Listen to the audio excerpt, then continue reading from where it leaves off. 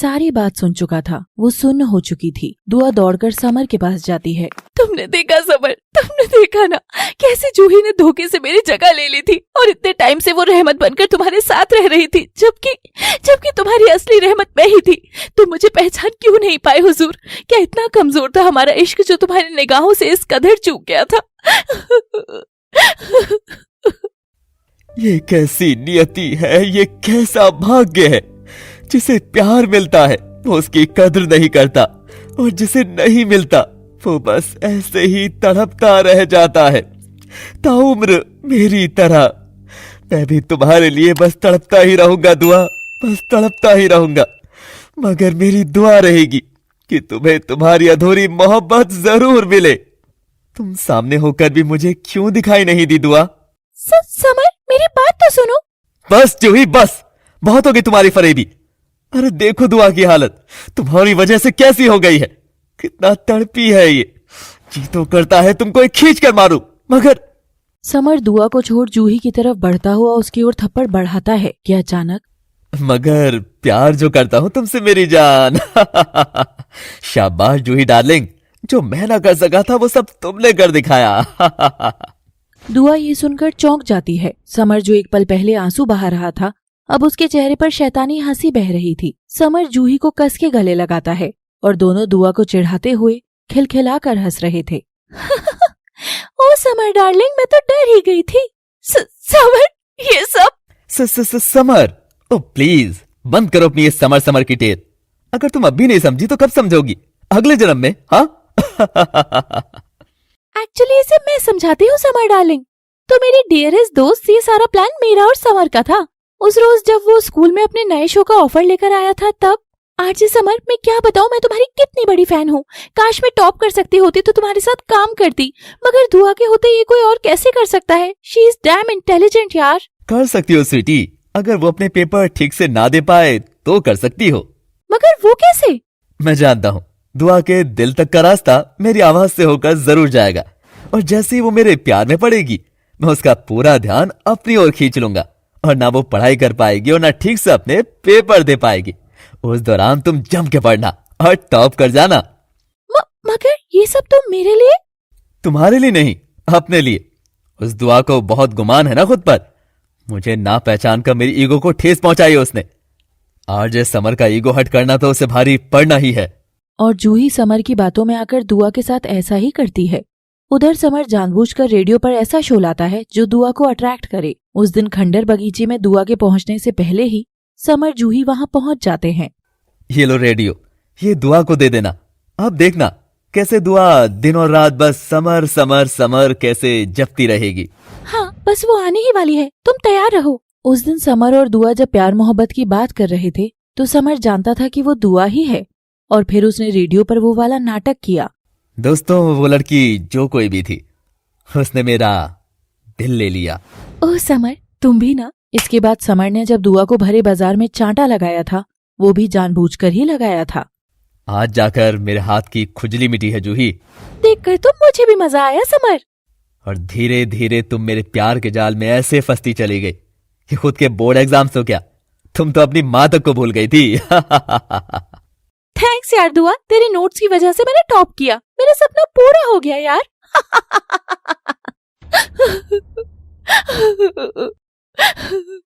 और हाँ, नाटक में ही सही, जब से जूही मुझे मिली मैं तो सचमुच इससे प्यार कर बैठा।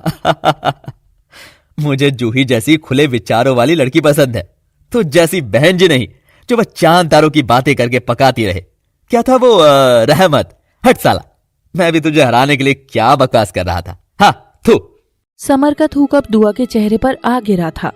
मैंने तो बस तुम्हारी बातों से, आवाज से और दिल से प्यार किया था समर। इस चीज की सजा इतनी बड़ी बन गई कि आज देखो मेरी हालत। मैं अपना घर छोड़ चुकी हूँ, माँ छूट गई, शहर छूट गया, सब छूट गया। क्या मुझे इतना बर्बाद देखकर तुम्हारी ईगो ठंडी हुई समर? और जूही, तुम, मेरी दुआ है कि तुम हमेशा ही टॉप पर रहो। तुम इतनी ऊपर जाओ कि सब पीछे छूट जाए। बहुत अच्छा किया तुमने मेरे साथ, बहुत अच्छा।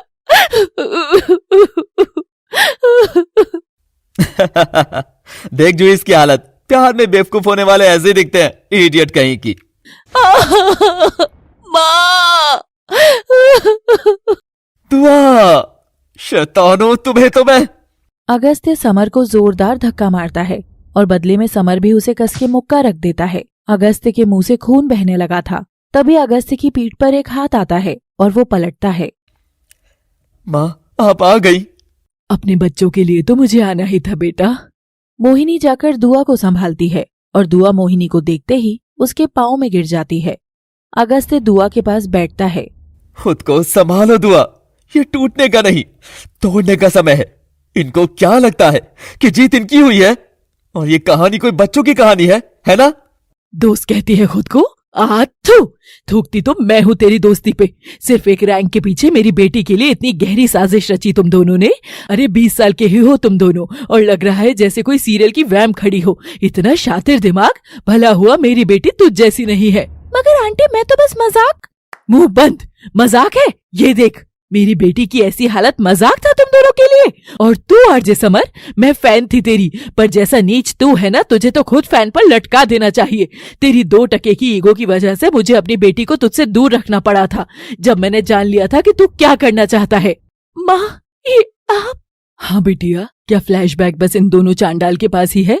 तेरी माँ के पास भी है एक फ्लैशबैक सुनाने के लिए। मोहिनी उस रोज जब दुआ के साथ बाजार गई थी और समर के थप्पड़ के बाद दुआ मोहिनी को छोड़ वापस चली आई, तब लौटते हुए मोहिनी ने समर और जूही की पूरी करतूत लाइव देख ली थी।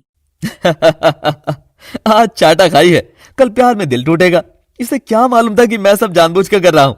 मारूंगा भी मैं ही और मलहम भी मैं ही लगाऊंगा। एक थप्पड़ तो मैं भी लगाऊंगी इसको। इसके चक्कर में स्कूल में कोई लड़का मुझ पर ध्यान नहीं देता। वैसे तुम्हारे प्यार में दीवानी तो ये लगभग हो ही चुकी है। अभी नहीं, एक बार इसके पेपर खराब हो जाए बस। हे राम, मेरी बच्ची ही कैसी मुसीबत में फंस गई है, मुझे उसे बचाना ही होगा। और मोहिनी की हर कोशिश के बाद भी दुआ और उसका रेडियो वाला समर चिपके ही रहते हैं। और उसके बाद मैंने अगस्त्य को बुलाया। दुआ, तूने पहचाना नहीं इसे? दुआ हैरानी से अगस्त्य को देखती है। अचानक दुआ का सिर घूमता है और सहारे के लिए उसकी शर्ट थामती है तो सीने पर से वो फटने लगती है, जहाँ लिखा था एडी। एडी, ये तुम हो? नहीं, सब खत्म हो गया जूही। क्या हुआ समर, तुम इतना घबरा क्यों रहे हो? तुम जानती हो कि दुआ को जिसने थामा हुआ है ये कौन है? कौन? अगस्त्या धनराज। धनराज एम्पायर का इकलौता मालिक, 10,000 करोड़ का मालिक, मेरा टॉक शो जिस चैनल पर आता है उस चैनल का मालिक। पर तुम्हारे बॉस इस लड़की के लिए इतना कर क्यों रहे हैं? जो भी है, मगर हम तो मर गए जूही। मेरा करियर तो अब खत्म समझो। जूही और समर वहीं अपना सिर पकड़कर बैठ जाते हैं। एडी, ये तुम थे हर पल मेरे साथ।